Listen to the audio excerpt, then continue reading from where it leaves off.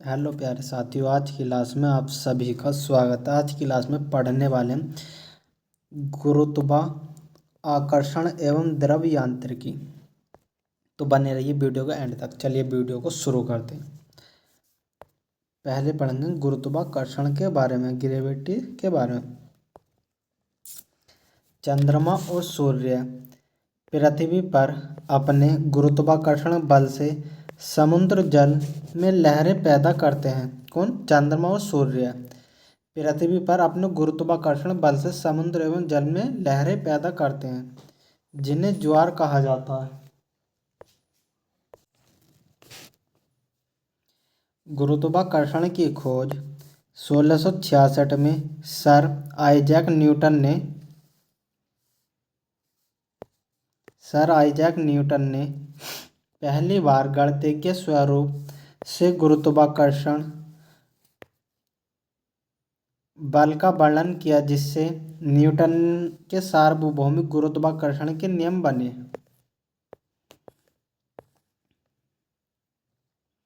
चलिए कौन कौन से नियम बनते हैं देखते हैं।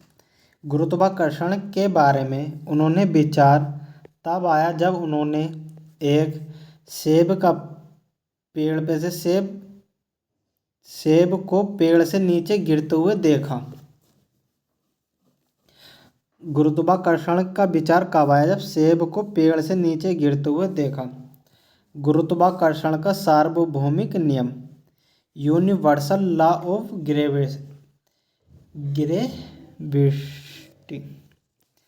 प्रत्येक कण ब्रह्मांड में हर दूसरे कणों को एक ऐसे बल से आकर्षित करता जो उनके द्रव्यमान के उत्पाद के समानुपाती होता है और उन्हें केंद्रों के बीच की दूरी के वर्ग के व्युत्क्रमानुपाती होता है। जैसे F अनुक्रमानुपाती m1/m2 अनुक्रमाती 1/r²। तो F बराबर G m1/m2/r²,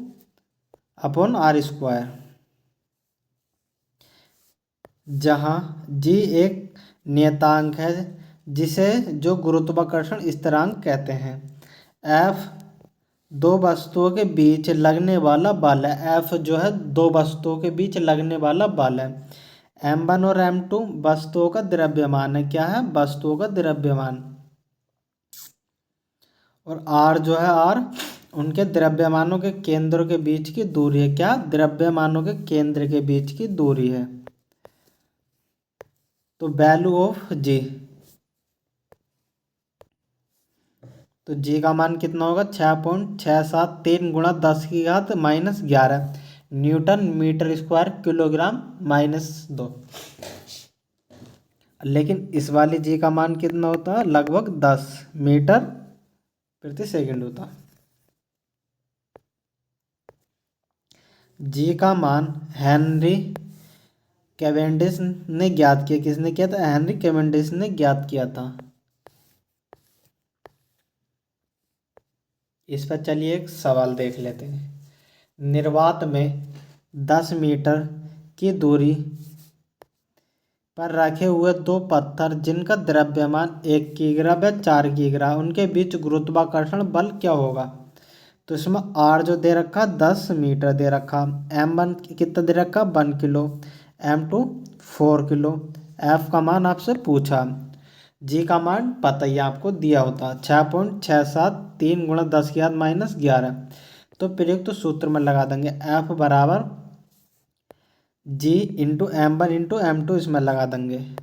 तो G का मान दिया हुआ 6.673 गुणा 10⁻11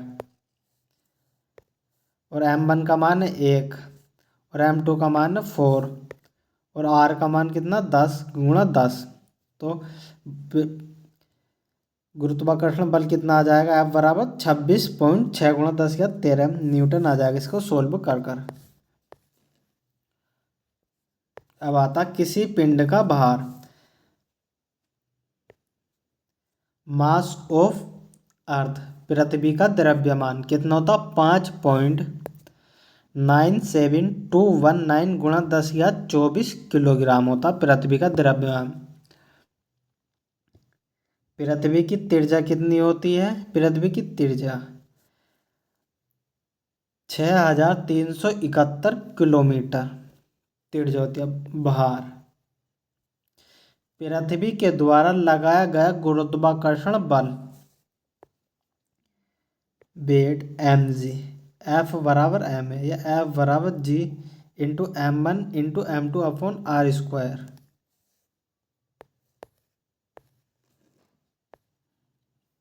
जहाँ g गुरुत्वाकर्षण त्वरण, g का मान 6.67 3 गुणा 10⁻11, m पृथ्वी का द्रव्यमान 5.97219 गुणा 10⁻24, पृथ्वी की त्रिज्या 6371 किलोमीटर। तो जी बराबर G M upon R square.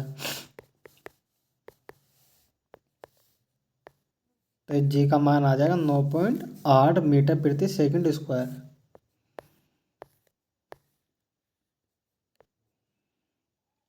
चंद्रमा का गुरुत्वाकर्षण पृथ्वी के गुरुत्वाकर्षण का 1/6 होता है, यानी चंद्रमा का गुरुत्वाकर्षण जो होता है पृथ्वी के गुरुत्वाकर्षण का 1/6 होता है। इसलिए चंद्रमा पर वस्तुओं का वजन पृथ्वी के उनके वजन का 1/6 होगा। जैसे मून पर द्रव्यमान और भार, तो मून पर 100 किलोग्राम है और अर्थ पर भी 100 किलोग्राम ही रहेगा, लेकिन भार जो होगा 163.3 न्यूटन होगा, पृथ्वी पर होगा 980 न्यूटन। इस पर सवाल देख लेते हैं। चंद्रमा पर जी का मान पृथ्वी पर जी के मान का 1/6 है। यदि कोई व्यक्ति पृथ्वी पर 1.5 मीटर ऊंचा उछलता है तो चंद्रमा पर वह कितनी ऊंचाई तक उछलेगा? पृथ्वी मून 1/6 होता तो हम इसे वैसे भी कर सकते हैं। 1.5 मीटर दे रखा, लेकिन चंद्रमा पर जी का मान पृथ्वी के जी का मान 1/6 होता, तो 1/6 होगा तो 15 छिक्का 90, तो कितना जाएगा 9 मीटर। यानी चंद्रमा पर ऊंचाई 1.5 गुणा 6, तो 1.5 कितना होता है 3/2 गुणा 6, तो 2 से 6 कट जाएगा 3 बार, 3 गुणा 3 9।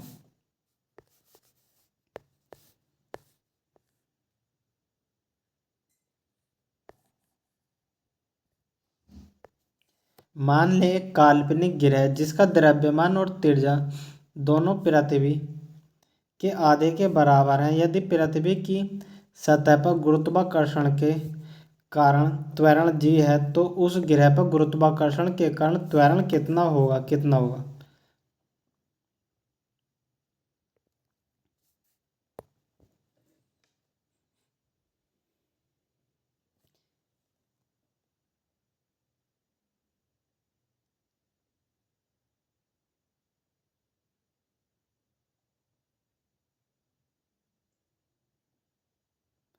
जी बराबर जी m1 अपॉन आर स्क्वायर, तो जी बराबर G m upon 2n R upon 2, तो जी बराबर G m upon R square गुणा 4 गुणा 2 अपॉन 2 से 2 कटेगा 2 बार, तो पृथ्वी पर जी का मान कितना होगा? 2g काल्पनिक ग्रह है ये।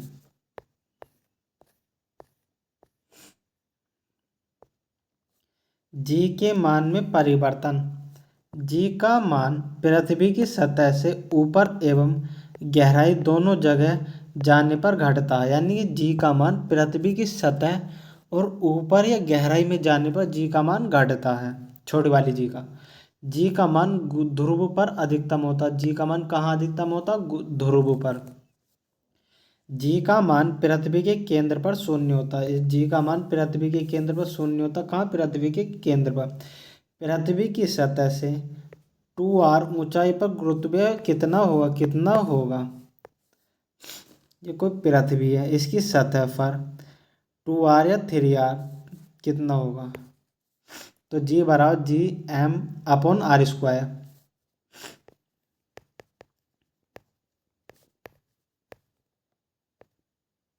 तो जी बराबर G m upon 3r square बराबर G m upon 9 r square, तो जी बराबर जी 9।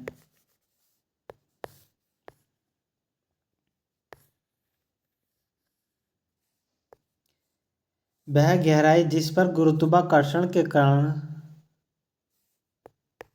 त्वरण का मान 9g/4 है। तो प्रयुक्त सूत्र में जी डैश बराबर जी 1-d/r, तो गहराई पर जी डैश, सतह पर जी, जहाँ जी डैश बराबर g/4 होगा, तो g/4 बराबर जी 1-d/4, तो 1/4 बराबर 1-d/r, तो d/r बराबर 4-1/4, तो d/r बराबर 3/4, d बराबर 3r/4।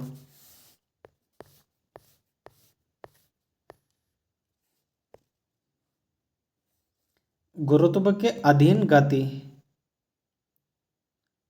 Motion and gravity. जब किसी वस्तु को ऊपर फेंका जाता है तो त्वरण -g होगा, s + s होगा, b + b होगा, u + u होगा। जब किसी वस्तु को नीचे की ओर फेंका जाता है तो a बराबर क्या होगा, -g होगा। g का मान हमेशा दोनों जगह माइनस में होगा, ऊपर फेंको या नीचे। s माइनस में होगा, b भी माइनस में होगा, u भी माइनस में होगा, नीचे की ओर।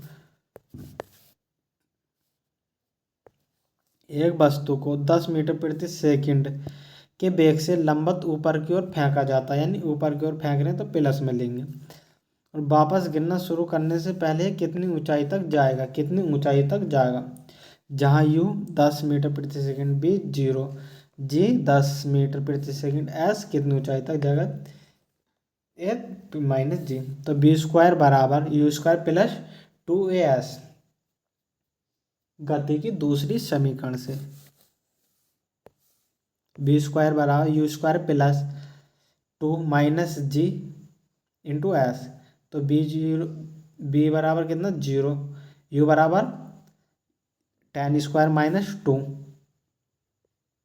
गुणा 10s, तो 20 से 100 कट जाएगा 5 बार, तो स्पीड आ जाएगी, ये ऊंचाई आ जाएगी 5 मीटर प्रति मीटर।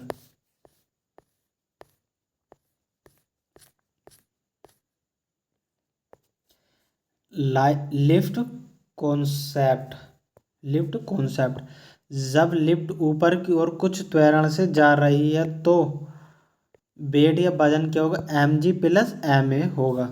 जब लिफ्ट नीचे की ओर त्वरण से जा रही है तो क्या होगा, वेट वजन होगा mg - ma होगा।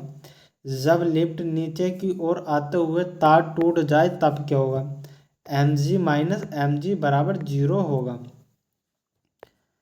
अब आता पलायन वेग।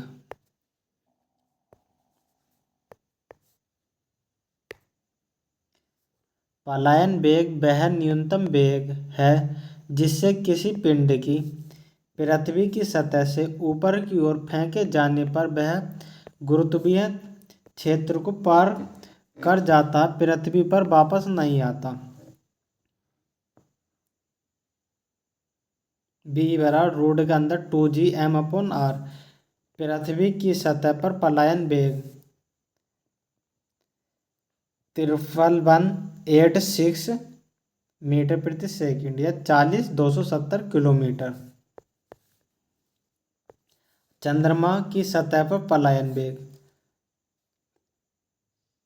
2375.18 मीटर प्रति सेकंड, किलोमीटर में 2.38 किलोमीटर। विभिन्न ग्रहों के लिए पलायन वेग। सन के लिए यहाँ मीटर में, यहाँ किलोमीटर प्रति सेकंड में 6180 33.60 मीटर प्रति सेकंड, किलोमीटर में कितना आ जाए 618.03 किलोमीटर। मरकरी में कितना होगा 4247.56 मीटर प्रति सेकंड 4.25 किलोमीटर। वेन्स में कितना होगा 103.60.79 मीटर प्रति सेकंड।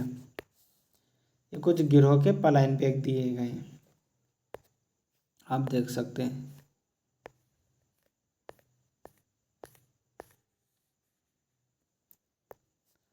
अब आता कक्षीय वेग, ऑर्बिटल वेलोसिटी। कक्षीय वेग वह वेग है जिस पर एक पिंड दूसरे पिंड के चारों ओर घूमता है। कक्षा वेग कहलाता है। कक्षा वेग v0 बराबर रोड के अंदर Gm/r। पलायन वेग क्या होगा, √2 कक्षा वेग ve बराबर √2/v0।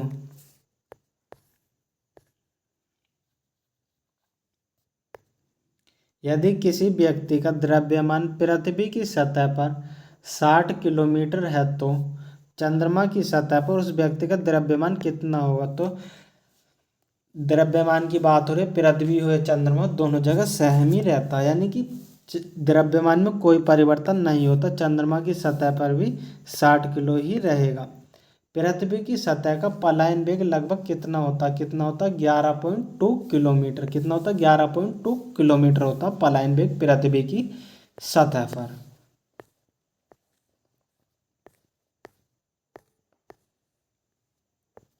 अगला चैप्टर आता कार्य, ऊर्जा एवं शक्ति, वर्क, एनर्जी एंड पावर। इसे हम अगली क्लास में देखेंगे। अगर आपको वीडियो अच्छी लगी हो तो वीडियो को लाइक करो, चैनल पर नए हो तो चैनल को सब्सक्राइब करो। इसी प्रकार की वीडियो हमारे चैनल पर आगे भी देखने के लिए मिलती रहेगी। वीडियो में एंड तक बने रहने के लिए धन्यवाद। लगाकर दिल की पूंजी इश्क में मैं पीछे छूट रहा हूँ, और वो खनक रही है डॉलर जैसी, मैं रुपए जैसा टूट रहा हूँ। Thank you.